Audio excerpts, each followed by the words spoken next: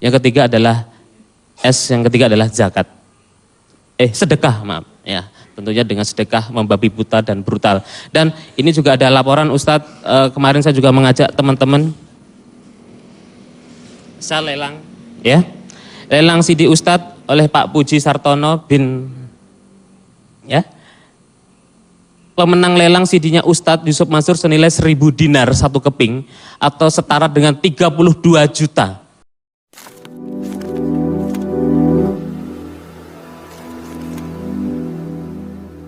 Assalamualaikum warahmatullahi wabarakatuh. Welcome back to my channel Tech Tip.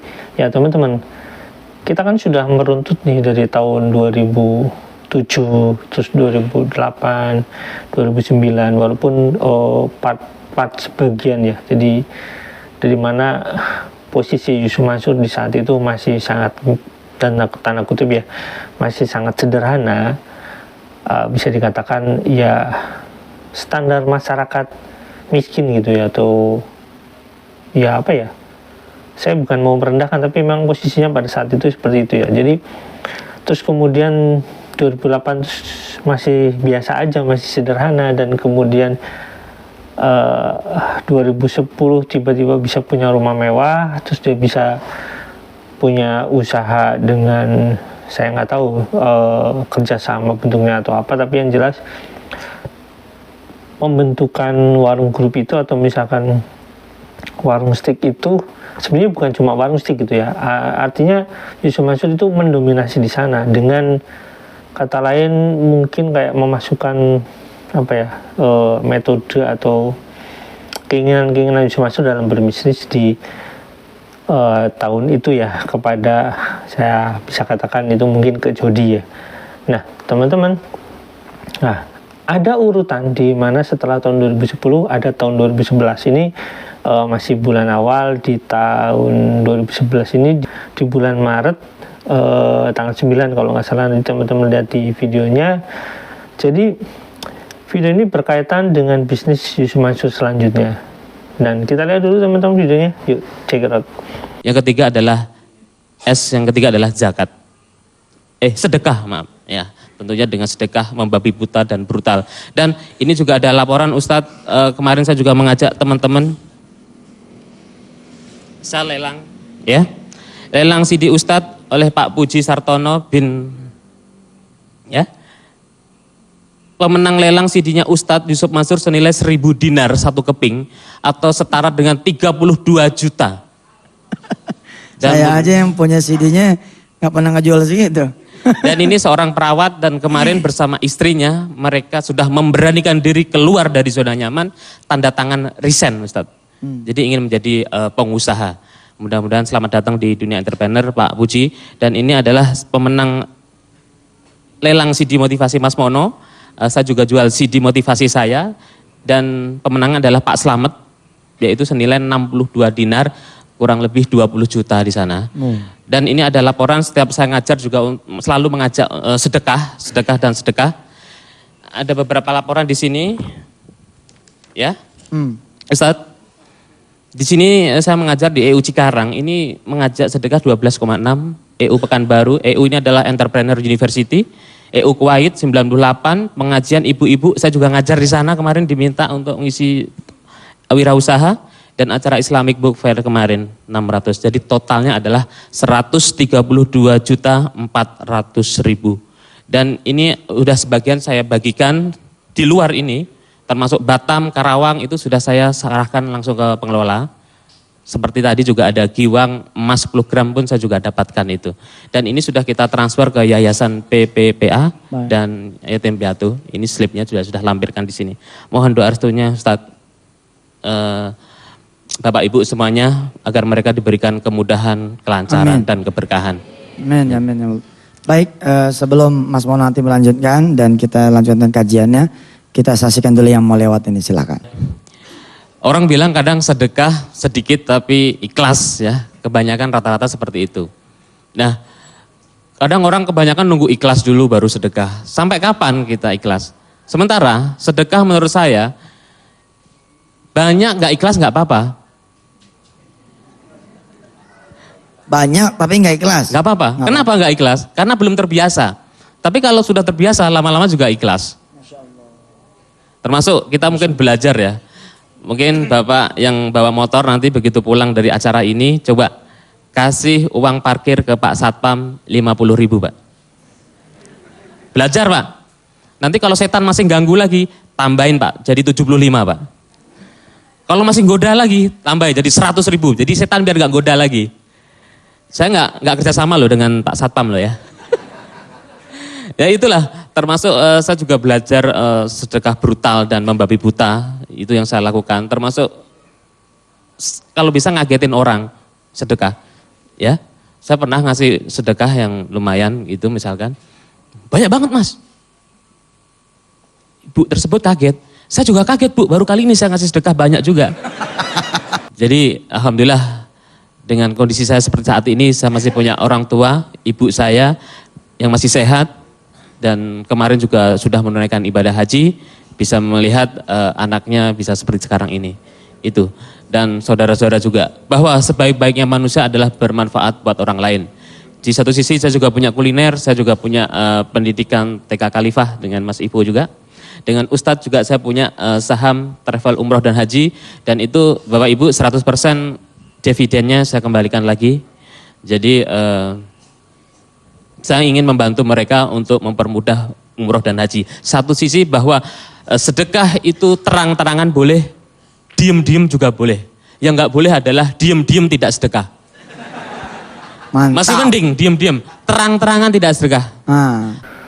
Oke, itu teman-teman videonya. Nah teman-teman kan udah jelas ya.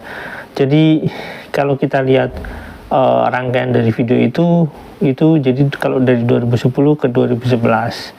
Nah, yang jadi pertanyaan adalah Yusuf Mansur sudah punya usaha lain selain itu, walaupun di sana cuma disebutkan travel, tapi ada kutipan, saya nggak tahu itu bisnis atau apa ya. Tapi yang jelas di 2011 itu udah ada bentuk kerjasama dengan Mas Mono. Itu Mas Mono sendiri mengakui, walaupun setelah saya cek di dalam database kepemilikan saham itu kalau nggak salah nggak ada Mas Mono, tapi nanti kita lihat lagi. Tapi yang jelas kalau nggak salah nggak ada Mas Mono. Jadi itu cuma sekedar, menurut saya itu kayak cuma sekedar ya pamer ke sana. Tapi mungkin Mas Mono punya hubungan bisnis dengan Yusuf Mansur di bidang lain gitu. Kita nggak pernah tahu karena ya kalau kita lihat dari foto-fotonya itu ada foto yang memang bersama Mas Mono gitu ya, dengan bisnisnya gitu ya. Nah cuma namanya warung gitu. Nah itu yang paling menarik teman-teman. Nah teman-teman, kalau kita menggambarkan suatu rangkaian dari kasus ini kan menarik ya. Orang yang sederhana, yang biasa-biasa aja, terus tiba-tiba sangat kaya raya, terus tiba-tiba anak buahnya banyak, terus tiba-tiba punya usaha banyak. Pertanyaannya, kalau itu nggak ada uangnya, mana mungkin si pengusaha ini mau bekerja sama gitu, nggak akan sesederhana itu gitu ya. Walaupun dia public figure, itu nggak akan mudah bekerja sama seperti itu. Apalagi posisinya di sini Yusuf Mansur itu selalu menjadi pemegang saham yang cukup mayoritas di sana ya teman-teman. Jadi agak aneh kalau misalkan si pengusaha ini yang menanam investasi ke Yusuf Mansur, itu agak aneh. Misalkan seperti omongan Mas Mono tadi bilang bahwasanya dia berinvestasi di travel umroh haji umroh milik Yusuf Mansur misalkan. Itu agak aneh. Kenapa? Karena kok bisa gitu Mas Mono yang pembisnis ini mau berinvestasi kepada Yusuf Mansur yang dalam tanda kutip itu dia nggak bisa berbisnis gitu ya, atau dia itu baru terkenal gitu. Itu agak aneh sekali. Nah terkecuali justru ketika Yusuf Mansur yang berinvestasi ke Mas Mono, itu mungkin bisa dipercaya karena Mas Mono sudah mulai berbisnis gitu ya, udah mulai usaha gitu ya.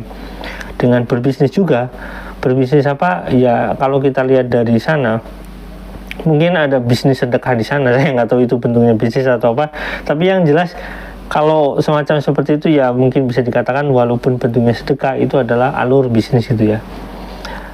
ada yang sepakat, ada yang enggak dengan omongan saya, terserah. Tapi itu maksudnya alur bisnis yang mana berusaha atau misalkan pengusaha itu berbeda dengan bisnis, karena bisnis itu lebih kepada finansial gitu ya. Jadi dia mengelola keuangan itu dalam bentuk hal lain, misalkan kayak berinvestasi, terus dia memutar uangnya di misalkan di SPN atau apa, itu berbisnis dengan uang.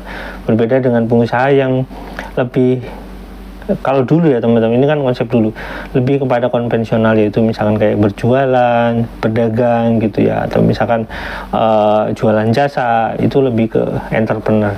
Nah, itu kan menariknya teman-teman. Jadi saya nggak percaya kalau misalkan Mas Mun ini yang berinvestasi kepada Yusuf Mansur, mungkin kebalikannya.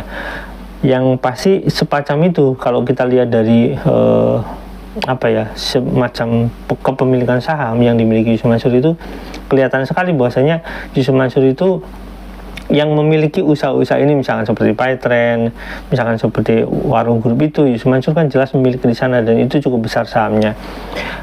Dan ya menurut saya yang berinvestasi itu adalah Yusuf Mansur ya teman-teman. Jadi Yusuf Mansur berinvestasi seperti omongan Yusuf Mansur sebelumnya, bahwasanya dia jadi memiliki inilah, memiliki itulah, memiliki usaha dalam bentuk besi, memiliki usaha dalam ya kuliner kayak itu, dia milik dia gitu ya, bukan dia yang mengusahakan, itu bukan dia yang kerja. Dan Yusuf Mansur sering bilang dia nggak ngapa-ngapain gitu. Iya, karena memang ya dia yang berinvestasi di sana. Yang pertanyaannya adalah, dari semua omongan Yusuf Mansur itu yang mengatakan dia nggak ngapa-ngapain tapi dia punya usaha, pertanyaannya adalah modalnya itu dari mana? Kalau dari kasus 2009 itu dan kasus sebelumnya itu berkaitan dengan batu bara dan jumlahnya miliaran juga, ada satu orang sampai 23 miliar, dan itu omongan Yusuf Mansur itu sendiri. Bayangin aja teman-teman, berapa uang yang telah dikumpulkan Yusuf Mansur. Dan itu Yusuf Mansur mengakui bahwasanya Yusuf Mansur mengganti uang yang 23 miliar, kecuali mungkin orang-orang yang berkaitan dengan JBN itu, investasi JBN batubara itu. Mungkin ada yang diganti sebagian, tapi sebagian besar tidak diganti. Dan itu nilainya kan sangat besar. Nah terus mungkin ada juga investasi batubara yang Yusuf Mansur juga pernah bilang dia punya bisnis pingin punya bisnis batubara kayak gitu, dan dia bilang ya sebab itulah dia bisnis batubara. Selain JBN bisnis batubara ini ya, apakah ada bisnis batubara, investasi batubara di pihak lain selain dari Jamaah Darussalam? Ya mungkin ada teman-teman. Sehingga Yusuf Mansur punya pundi-pundi uang yang sangat banyak gitu. Kalau misalnya kita merelate dari kasus tersebut ke kasus ke posisi Yusuf Mansur yang punya bisnis banyak sekali. Nah, belum lagi ditambah bisnis pengumpulan uang sedekah. Walaupun saya nggak tahu ya di PPPA itu nanti uangnya dikemanakan aja, itu nggak pernah tahu, karena yayasan juga kadang-kadang ya dalam tanda kutip itu menjadi menjadi bahan yang perlu dipertanyakan dalam sistem keuangan gitu ya teman-teman. Nah, apakah termasuk uang sedekah yang dia kumpulkan dipakai, ya saya juga nggak pernah tahu, karena mereka nggak pernah terbuka uangnya dikemanakan saja gitu, maksudnya ke publik gitu ya. Ini loh rinciannya, nggak pernah kayak gitu teman-teman. Ya kalau misalkan ada pembulatan ya kita nggak pernah tahu di sana.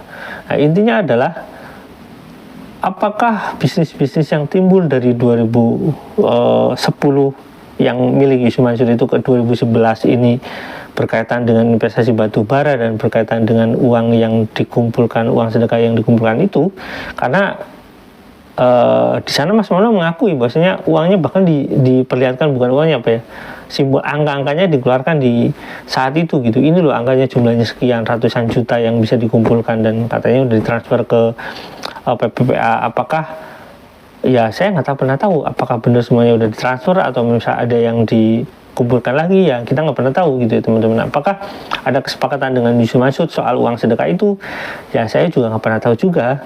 Yang jelas ini sangat mencurigakan gitu ya teman-teman, karena orang yang dalam tanda kutip ya yang miskin tiba-tiba sangat kaya raya, itu kan aneh gitu ya, aneh sekali. Makanya Yusuf Mansur ketika ditanya sama Hotman Paris, terus awal mulanya modalnya dari mana? ya dia nggak bisa jawab, bahkan dia ngejawabnya bahwa ya kan anak saya jualan kosmetik itu yang bisa miliaran, padahal jualannya kan baru kemarin gitu ya, bukan yang dulu-dulu gitu, bukan yang bisnis-bisnis yang lampau gitu ya teman-teman. Sampai sini jangan lupa like, subscribe, dan komen, jangan lupa juga share. Wassalamualaikum warahmatullahi wabarakatuh, bye.